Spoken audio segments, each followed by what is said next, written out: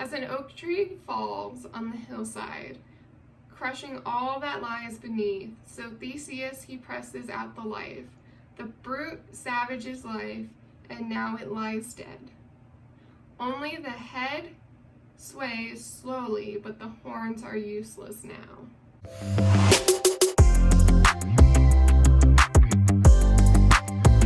Hi, and welcome back.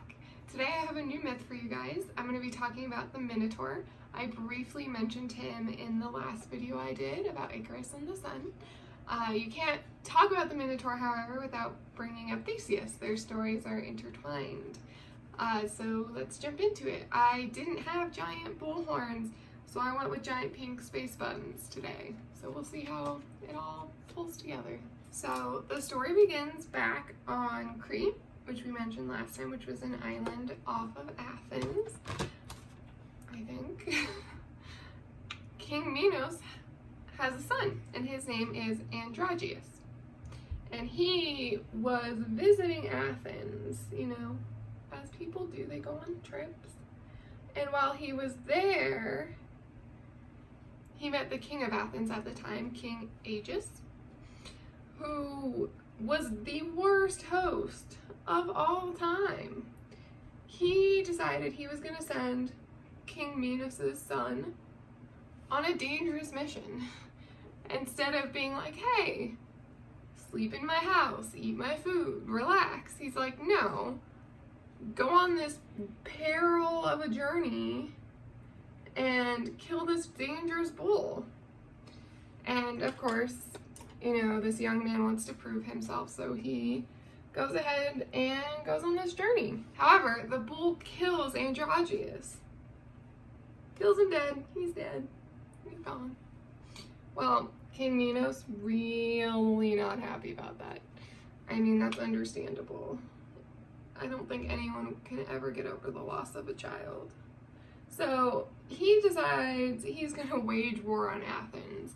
He's like, you killed my son, I'm coming for you. So he goes to Athens and he's like, listen, I'll spare your people and not flatten it to the ground if every 9 years you send me 7 young maidens and 7 youths.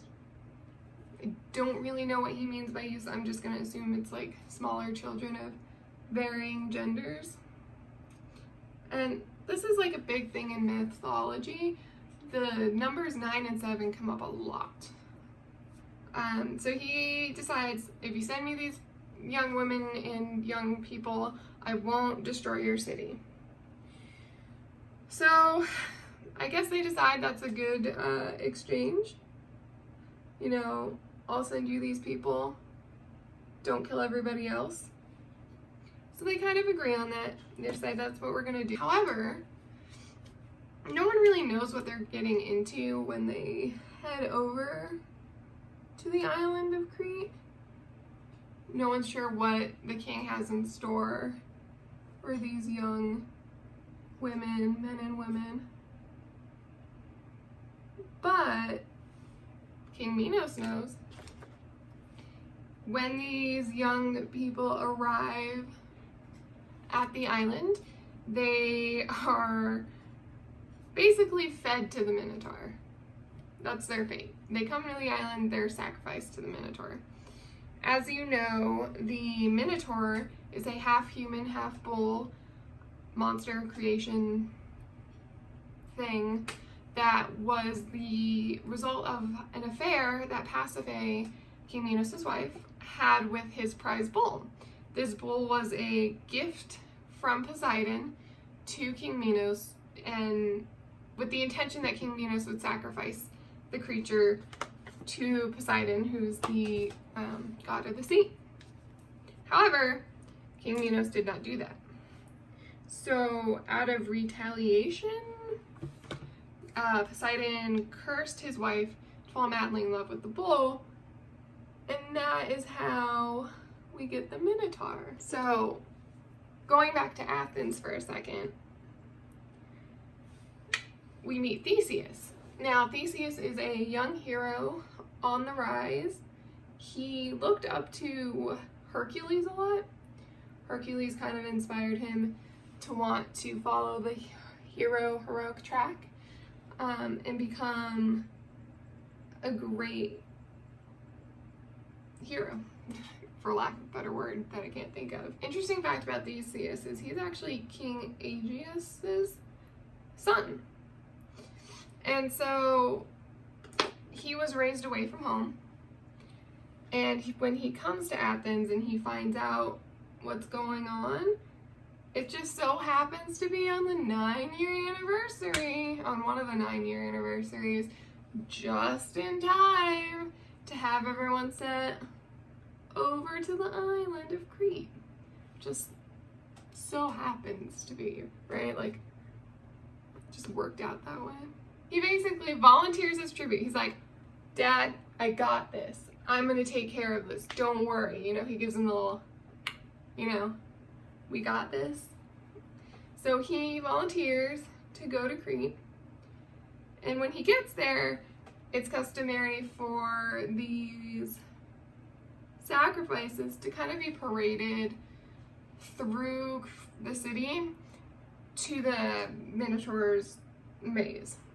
While this is happening, King Minos' daughter, Ariadne, is in the crowd. And when she sees Theseus, she instantly falls in love with him. It's love at first sight. She can't think of a life without him, never having met or talked to the boy, but this is the one.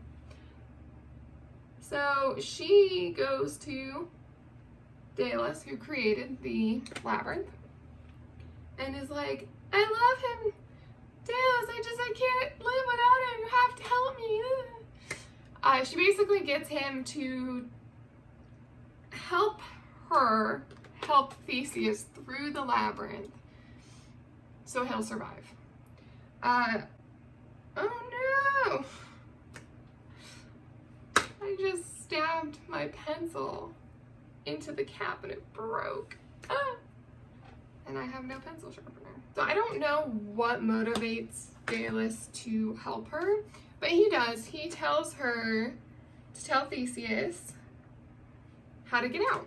So she goes to Theseus and tells him that if he takes a ball of yarn into the labyrinth with him and ties one end of it to the entrance as it closes behind him and slowly unravels it as he goes, that he'll be able to get back out the way he came. Well, that's a helpful hint, but it comes with a string. Literally. Her string is that when he comes back out, he has to take her with him when he goes back to Athens and marry her. That's her string. She wants a husband. So Theseus agrees. He's like, okay, I'll take you with me. I'll marry you, no biggie. At least I'll be alive. So the day comes, and Theseus goes into the maze, or Theseus goes into the labyrinth, and he's feeling like a hot shot because he's got some tricks up his sleeve. He's got his ball of yarn. And as he goes through, he ties one end to the door and keeps walking through. So he's in the labyrinth and he's looking for the Minotaur, and he finds him. He comes across the Minotaur, who's asleep and just chilling in his, prison home. Not doing anything wrong. And Theseus jumps down. I think he's like on some rocks and the Minotaur's like down here asleep. He jumps down and starts beating him to death with just his bare hands because he has no weapons. So he's like beating him, and finally the beast is dead. The Minotaur is dead. So Theseus then just follows his little rope back towards the way he came. But he, like a good hero, he brings the 13 other people who were locked down there with him and emerges from the labyrinth with everybody, which, makes King Minos just beyond mad. It's like, wait a minute. y'all were supposed to be my sacrifices. And now I get no sacrifices? So, as promised, he and the others and the daughter, Ariadne, they set sail for Athens. Now, this is where Theseus doesn't come out shining like a diamond like he should. While Ariadne is asleep, he basically pulls the boat over at an island and, you know, carries her from the boat to the island and leaves her there. He leaves her there to die.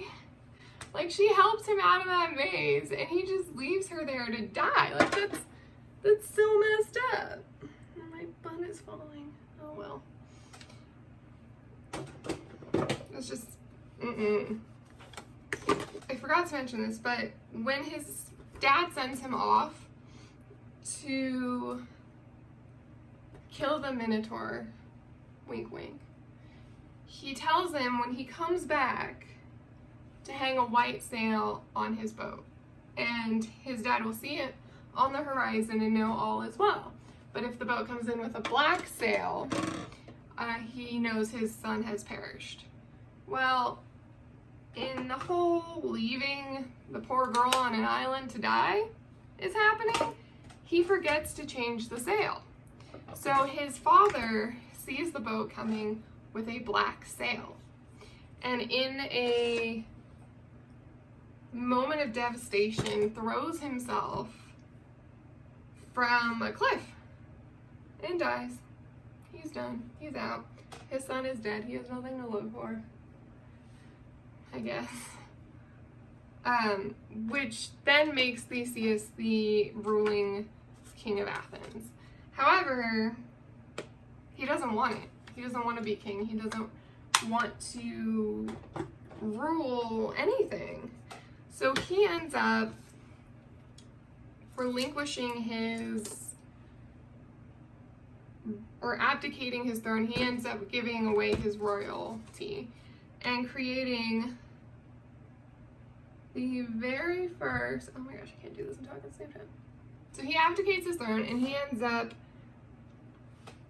creating the very first, what he called people's government, where basically all people in the city would be equal. Everyone would get a say. He just ended up making everybody equals instead of being the one in charge. So he could continue doing his, you know,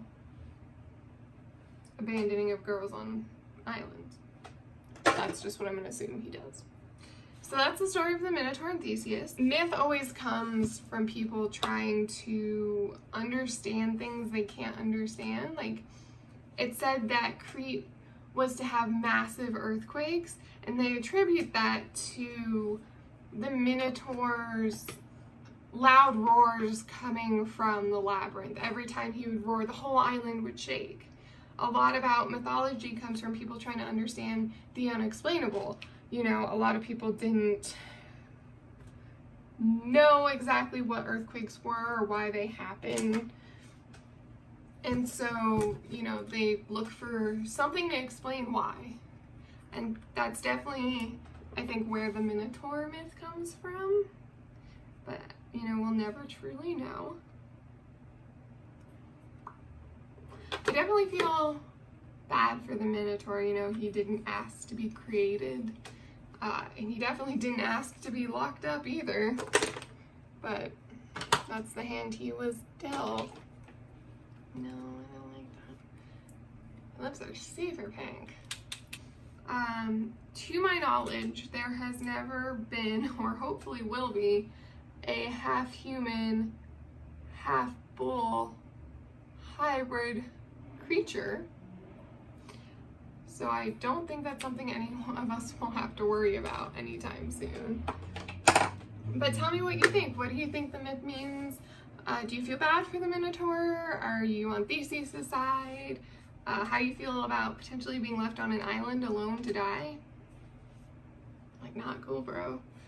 Let me know what you want to hear next. I'm always open to ideas on myths or makeup or anything. I'm hoping to get some more books so I can dive into like Norse mythology or even mythology from other countries like Japan or India or Africa or anywhere. Just let me know down below. Don't forget to hit that like and subscribe button, and I'll see you next time. Bye!